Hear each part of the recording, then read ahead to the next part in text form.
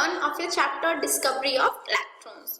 तो अभी हम यहाँ पे अपना सेशन नंबर 1 डिस्कस करने वाले हैं, in which we are gonna discuss about discovery of electrons. This is the session number 1 from chapter number 4, that is structure of the atoms. तो अभी हम ऑब्वियसली अपने जो केमिस्ट्री टेक्स्ट बुक है उसमें हमारे 9th सिलेबस में 4 चैप्टर्स अवेलेबल है। 3 चैप्टर्स के बारे में ऑलरेडी डिस्कस कर चुके हैं। ये हमारा चैप्टर नंबर 4 है जिसका नेम है स्ट्रक्चर ऑफ एटम। तो ऑब्वियसली हमें इतनी बात पता चल गई है चैप्टर नंबर 3 तक कि जो मैटर है वो एटम से मिलके बना होता है, छोटे छोटे एटम से मिलके हमारा एटम का फॉर्मेशन होता है। बट द थिंग इज जो मैटर है, ठीक है, जो मैटर है जिन एटम से मिलके बना हुआ है उन एटम्स की स्ट्रक्चर क्या होती है, क्लियर। तो इसी चैप्टर में हम यही डिस्कस करेंगे कि जो एटम्स हैं उनकी स्ट्रक्चर कैसी होती है और क्या होती है। जब हम एटम की स्ट्रक्चर की बात करते हैं तो फर्स्ट चीज जो होती है वो आती है अबाउट डिस्कवरी ऑफ इलेक्ट्रॉन्स, क्योंकि electron, protons and neutrons 3 fundamental units हैं एटम की, ठीक है। बट द थिंग इज सबसे पहले हम इलेक्ट्रॉन की डिस्कवरी कर लेते हैं, उसके बाद में नेक्स्ट सेशन में हम प्रोटॉन और न्यूट्रॉन की डिस्कवरी के बारे में डिस्कस कर लेंगे। So let's start with the discovery of electrons. So the first thing is that for a long time it was thought that the atoms are indivisible. Obviously हम अभी तक क्या सुनते आ रहे थे, क्या हमने पढ़ा था कि जो एटम्स होते हैं वो इंडिविजिबल पार्टिकल होते हैं, उन्हें हम डिवाइड नहीं कर सकते, they just cannot be divided, right? हमने पढ़ा था कि जो एटम होते हैं वो स्मॉलेस्ट पार्टिकल होते हैं which cannot be divided further, जिन्हें हम आगे और डिवाइड नहीं कर सकते। So they do not have any structure. Obviously जिन चीज को हम डिवाइड नहीं कर पा रहे उनकी स्ट्रक्चर होगी फिर, ऑब्वियसली नहीं होगी। So the thing is structure of atom कैसे आती है। एक्चुअली अभी तक हमने ये पढ़ा था 3rd चैप्टर तक कि जो एटम है वो इंडिविजिबल है, बट जब रिसेंट डिस्कवरीज हुई, जो डाल्टन ने थ्योरी दी, उस सबके बाद में जो डिस्कवरी हुई उसके बाद हमें क्या पता पड़ा, दैट एटम आर डिविजिबल। जो एटम्स हैं वो डिविजिबल होते हैं, they do have an inner structures. अब जब वो डिविजिबल है तो ऑब्वियसली उनकी इनर स्ट्रक्चर्स होती होंगी, दैट इज उसके भी छोटे पार्टिकल्स उसमें जो प्रेजेंट रहते हैं वो किस फॉर्म में रहते हैं, किस स्ट्रक्चर में रहते हैं, ये सब हमें यहाँ पे स्टडी करने की रिक्वायरमेंट पड़ी। तो क्लियर हुआ आपको that for long time obviously it was I mean to say we were thought that atoms are indivisible, but now we know that atoms are divisible. They do have an inner structure, उनकी inner structure होती है। But the thing is जो inner structure है उनकी वो कैसे form होती है, क्या उसके वेरिएशंस होते हैं, क्या क्या उसमें अरेंज होता है, यही सब हम इस चैप्टर में डिस्कस करेंगे। So the first thing is that atoms have smaller particles in them which are subatomic particles. जो atoms हैं उनमें क्या होता है, स्मॉलर पार्टिकल्स प्रेजेंट होते हैं, क्लियर, जिन्हें हम क्या बोलते हैं, सबएटॉमिक पार्टिकल्स बोलते हैं। Protons and neutrons are present in the small nucleus at the centre of the atom. जो एटम है उसके सेंटर पे प्रोटॉन और न्यूट्रॉन प्रेजेंट होते हैं। किसमें प्रेजेंट होते हैं, एक न्यूक्लियस के अंदर प्रोटॉन और न्यूट्रॉन प्रेजेंट रहते हैं, जबकि जो इलेक्ट्रॉन्स होते हैं दे रिवॉल्व आउटसाइड द न्यूक्लियस। वो कहाँ पे रहते हैं, न्यूक्लियस के आउटसाइड प्रेजेंट रहते हैं। तो क्लियर हुआ, अभी हमने एक क्विक रिव्यू ले लिया कि जो एटम है उसकी स्ट्रक्चर कैसी होगी, कि जो एटम्स हैं उसमें 3 सबएटॉमिक पार्टिकल होंगे, इलेक्ट्रॉन, प्रोटॉन एंड न्यूट्रॉन।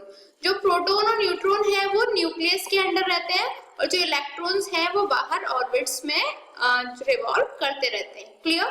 तो ये हमारा हो गया रिव्यू कि एक्चुअली होता क्या है, जो हमारे स्ट्रक्चर होती है एटम की वो फॉर्म कैसे होती है। बट द थिंग इज जो चार्ज पार्टिकल्स होते हैं मैटर में वो क्या होते हैं, क्लियर।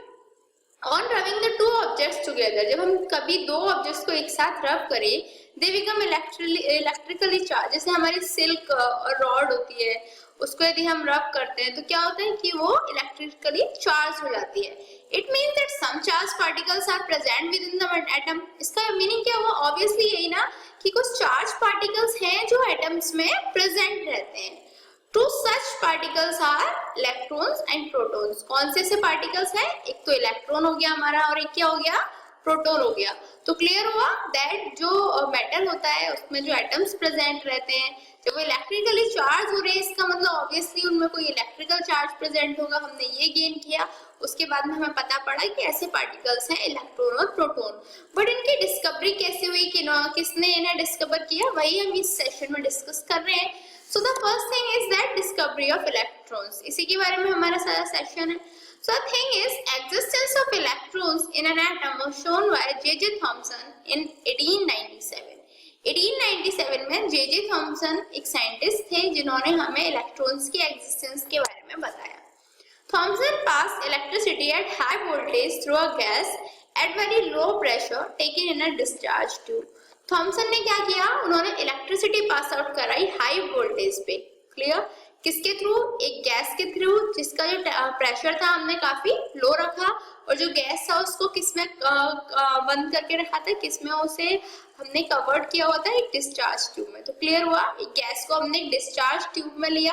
क्लियर? जो गैस था उसका वेरी लो प्रेशर रखा, उससे हमने हाई वोल्टेज के साथ इलेक्ट्रिसिटी पास आउट कराई. Streams of minute particle were given out by the cathode. और क्या हुआ कि छोटे छोटे पार्टिकल्स के स्ट्रीम्स जो हैं वो कैथोड से हमें निकलते हुए दिखाई दिए. दैट इज जो नेगेटिव इलेक्ट्रोड्स हैं, कैथोड जो हैं, वहां से छोटे छोटे माइन्यूट पार्टिकल्स की स्ट्रीम हमें निकलती हुई दिखाई दी. कब दिखाई हुई दी? जब थॉमसन ने इलेक्ट्रिसिटी पास आउट कराई at high voltage through a gas at very low pressure taken in a discharge tube. These streams of particles are called cathode rays. यही जो हमारी streams थी particles की, उन्हीं को हमने क्या बोला? cathode rays. Clear? तो cathode rays consist of small negatively charged particles called electrons. अब जो cathode rays होती हैं, remember जो cathode rays होती हैं वही क्या होती हैं? उनमें small negatively charged particles present रहते हैं जिन्हें हम क्या बोलते हैं? electrons बोलते हैं. Since all the gases from cathode rays, it was concluded that all the atoms contain negatively charged particles called electrons. जितनी भी हमारी गैसेस से जितनी जो हमारी स्ट्रीम निकली उसने क्या फॉर्म किया? कैथोड रेज फॉर्म किया. इससे हम क्या कंक्लूड कर पाए कि जो हमारा एटम है उसमें नेगेटिवली चार्ज पार्टिकल्स प्रेजेंट हैं जिन्हें हम क्या बोलते हैं? इलेक्ट्रॉन्स बोलते हैं. तो क्लियर हुआ that it was conclude that all the atoms contain negatively charged particles called electrons. Clear हो गया? अभी इलेक्ट्रॉन्स की डिस्कवरी हो गई. Thomson explain the formation of cathode rays as follows. पर जो कैथोड रेज हैं उनका फॉर्मेशन कैसे होता था, इसको थॉमसन ने कुछ इस तरीके से एक्सप्लेन किया that the gas taken in a discharge tube consist of atoms. जो गैस हम डिस्चार्ज ट्यूब में ले रखे हैं उसमें एटम्स प्रेजेंट होते हैं and all the atoms contains electron. और जो सारे एटम्स होते हैं उनके पास क्या प्रेजेंट होंगे? इलेक्ट्रॉन प्रेजेंट होंगे obviously. When high electrical voltage is applied, जैसे ही हम high electrical voltage apply करते हैं, the electrical energy pushes out some of the electrons from the atoms of the gas. तो क्या होता है? जो इलेक्ट्रिकल एनर्जी होती है वो इलेक्ट्रॉन्स को गैस के एटम से पुश आउट कर देती है, बाहर निकाल देती है. क्लियर? क्या किया हमने? गैस को हमने डिस्चार्ज ट्यूब में लिया जिसमें एटम्स प्रेजेंट हैं. अब एटम्स हैं तो हर एटम के पास अपने इलेक्ट्रॉन्स होंगे. जब इलेक्ट्रॉन्स हैं तो हमने इलेक्ट्रिकल वोल्टेज अप्लाई किया. इलेक्ट्रिकल वोल्टेज अप्लाई किया तो जो इलेक्ट्रिकल एनर्जी है उसकी वजह से जो एटम्स हैं गैसेस के, वहां से जो इलेक्ट्रॉन्स हैं वो लिबरेट हो जाएंगे, पुश आउट हो जाएंगे. क्लियर? समझ में आया? इसके बाद थिंग है these fast moving electrons form cathode rays. ये जो इलेक्ट्रॉन्स फास्ट मूविंग इलेक्ट्रॉन्स जो हैं दैट इज जो इलेक्ट्रिकल एनर्जी की वजह से गैसेस एटम से पुश आउट हुए हैं, वही जो फास्ट मूविंग इलेक्ट्रॉन्स हैं वही किसका फॉर्मेशन करेंगे? कैथोड रेज का. Clear? Thus the formation of cathode rays shows that one of the subatomic particle present in all the atoms is a negatively charged electron. Cathode rays का formation हमें क्या show करता है? ये show करता है कि जो एटम्स में जितने भी सब एटॉमिक पार्टिकल्स प्रेजेंट हैं उनमें से एक पार्टिकल नेगेटिवली चार्ज होता है जिसे हम इलेक्ट्रॉन कहते हैं. क्लियर हुआ? The formation of cathode raise shows that one of the subatomic particle present in all the atoms is the negatively charged electron. Clear? Therefore, the electron is a negatively charged particle found in the atoms of all the elements. तो electron क्या हो गया? Electron की simple सी definition हो गई. क्या हो गई? That electron is a negatively charged particle found in the atoms of all the elements.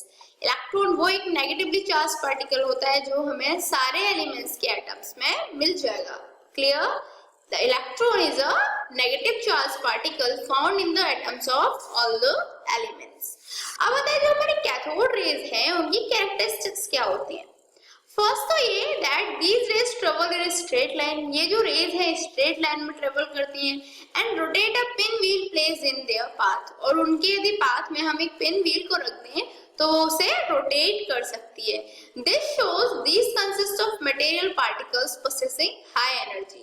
इसका मतलब क्या हुआ, वो किसी पिन व्हील को जब रोटेट कर पा रही है तो इसका मतलब क्लियर हुआ कि ये क्या ऐसे मटेरियल के पार्टिकल्स इसमें रहते हैं जिनकी जो काइनेटिक एनर्जी होती है वो हाई होती है। दैट इज जो मटेरियल्स हैं जिनसे ये बनी हुई है, this shows that these consist of material particles. ये क्या होता है, मटेरियल पार्टिकल्स कंसिस्ट करती हैं जिनमें हाई काइनेटिक एनर्जी प्रेजेंट रहती है, क्योंकि हाई काइनेटिक एनर्जी की वजह से मोशन हो पाता है, उसकी वजह से वो पिन व्हील को रोटेट कर पाएंगी।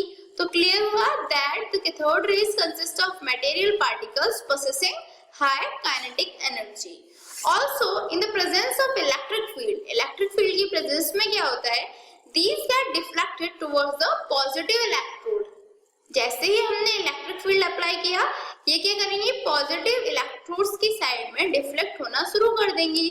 This shows these rays are made up of negatively charged particle, क्योंकि ऑब्वियसली यदि ये पॉजिटिव चार्ज पार्टिकल की होती तो पॉजिटिव रिपेल होते हैं, वो पॉजिटिव इलेक्ट्रोड की तरफ मूव नहीं होती, बट कैथोड रेज क्या होती है, पॉजिटिव इलेक्ट्रोड्स की तरफ मूव होती है, which shows that these rays are made up of negatively charged particles। Clear?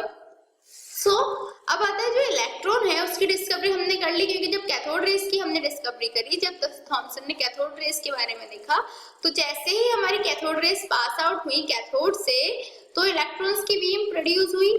उन्हें क्लियर हो गया कि नेगेटिवली चार्ज पार्टिकल है, तभी ये पॉजिटिव इलेक्ट्रोड की तरफ मूव कर रहे हैं। अब जब पॉजिटिवली पार्टिकल कंसिस्ट होती है तो उन्हीं को उन्होंने नेम दिया इलेक्ट्रॉन्स। जब ये बीम हमारी ट्रेवल करती है तो यदि हम फ्लोरेसेंस देखेंगे तो ग्रीन कलर का फ्लोरेसेंस शो हो जाता है। अब जब इलेक्ट्रॉन की डिस्कवरी हो गई तो बात आती है जो इलेक्ट्रॉन है उसका मास और चार्ज क्या होता है। Clear? So the mass of electron is equal to 9.1 into 10 to the power minus 31 kilogram. Clear? Electron का मास क्या होता है, 9.1 into 10 to the power minus 31 kilogram. वहीं पे चार्ज क्या होता है इलेक्ट्रॉन का, it is 1.6 into 10 to the power minus 19 coulomb. तो ये दोनों चीज याद रखने वाली है कि जो इलेक्ट्रॉन है उसका मास होगा 9.1 into 10 to the power minus 31 kilogram, while the charge on electron is 1.6 into 10 to the power minus 19 coulomb। Clear? So it's a time for challenging question mark. If one atom contains one electron and one proton, will it carry any charge or not? आपके पास मैंने आपको एक atom दिया हुआ है जिसमें एक electron है और एक प्रोटॉन है, तो क्या उसके पास चार्ज होगा? Yes or not? You have to answer that and your time to start now.